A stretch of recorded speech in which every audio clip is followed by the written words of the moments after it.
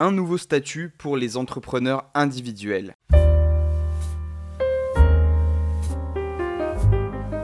Bonjour à tous, je m'appelle José de la chaîne Juris Business, je parle de business évidemment et je vous aide à développer votre activité économique à travers 3 piliers, le droit, le marketing et l'aspect technique. Je vous propose des nouvelles méthodes pour proposer justement vos prestations. Aujourd'hui, on va parler d'une loi qui est entrée en vigueur le 14 février 2022 et qui va commencer vraiment à produire des effets majeurs à partir du 15 mai 2022. On est à moins d'un mois là, à l'heure actuelle où je fais cette vidéo de la promulgation de la loi et ce qu'il est intéressant de savoir, c'est évidemment quel changement cette loi va apporter sur les entrepreneurs individuels comme vous et moi. Donc cette loi elle s'inscrit vraiment dans le principe de responsabilité de l'entrepreneur vis-à-vis de ses dettes. On avait déjà vraiment une mesure qui était très protectrice avec la loi Macron qui empêchait justement la saisie de la résidence principale par les créanciers professionnels et aujourd'hui en fait cette loi vient encore protéger encore plus les entrepreneurs individuels. Donc concrètement, qu'est-ce qui va se passer? C'est qu'à partir du 15 mai 2022, on va avoir 2 patrimoines différents. Donc un patrimoine professionnel et un patrimoine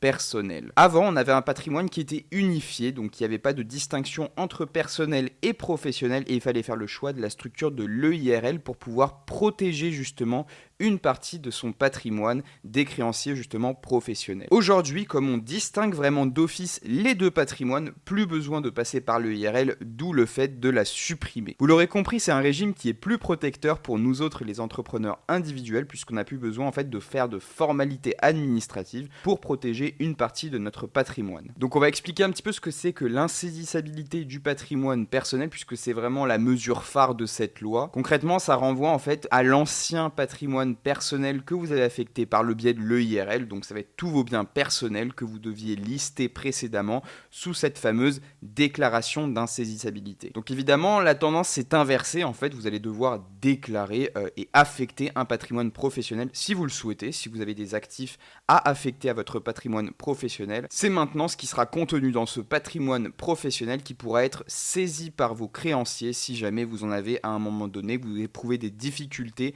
dans la vie de votre entreprise. Donc si vous avez créé votre entreprise après le 15 mai, vous bénéficiez d'office de ce régime. Par contre, si vous l'avez créé avant le 15 mai, vous ne bénéficierez des avantages de cette loi que pour les créances qui sont nées après le 15 mai 2022. Donc par exemple, si vous avez créé votre entreprise le 23 janvier 2022, vous tomberez sous ce régime pour les créances qui sont nées de cette date au 15 mai 2022, puis après, pour les créances qui seront nées après le 15 mai 2022, pas de souci, vous tomberez sur le régime plus protecteur. En fait, concrètement, ce qu'on fait, c'est qu'on généralise les bénéfices de l'EIRL d'office à tous les entrepreneurs individuels et on abroge ce statut qui ne sert plus à rien, qui est complètement désuet. Cette loi, elle traite aussi des conséquences du nouveau statut de l'entrepreneur individuel au regard des procédures civiles d'exécution, des procédures de recouvrement des créances fiscales et sociales, des conditions d'application des procédures d'insolvabilité à un entrepreneur individuel qui va bénéficier d'une procédure d'insolvabilité cette fois simplifiée. On va aussi parler des autres volets que propose la loi, par exemple pour les professions libérales réglementées, la loi va donner habilitation au gouvernement pour prendre des ordonnances afin de simplifier, clarifier et mettre en cohérence les règles applicables aux professions libérales qui sont réglementées.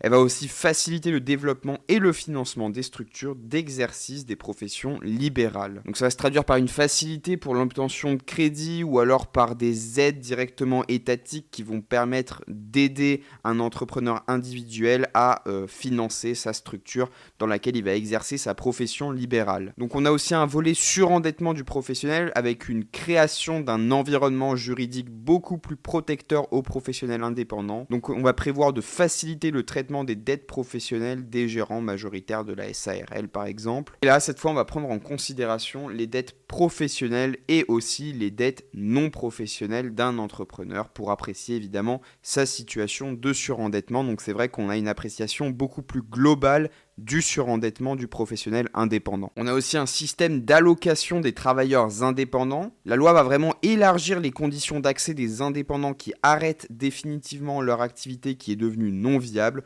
aux allocations des travailleurs indépendants, donc les fameuses ATI. Il doit s'agir pour cela d'une cessation définitive ou totale de leur activité. La liquidation judiciaire n'est plus une condition sine qua non pour exiger et pour identifier cet arrêt d'activité. En ce qui est des seuils pour pouvoir prétendre à cette allocation, cette fois le travailleur indépendant doit justifier avoir gagné au moins 10 000 euros uniquement sur une des 2 années précédant la cessation. Il est bon de savoir aussi que le montant de l'aide est plafonné et est fixé à 800 euros par mois maximum et est aussi prévu un montant plancher, donc un montant minimum qui est de 600 euros mensuels, donc c'est l'article 11 de la loi. Avec cette loi, on a aussi un volet formation des indépendants et en fait le texte il ambitionne de faciliter l'accès à la formation des indépendants. Donc voilà, sur ce volet-là, j'ai pas grand-chose de plus à dire, on va voir comment ça s'articule, mais voilà.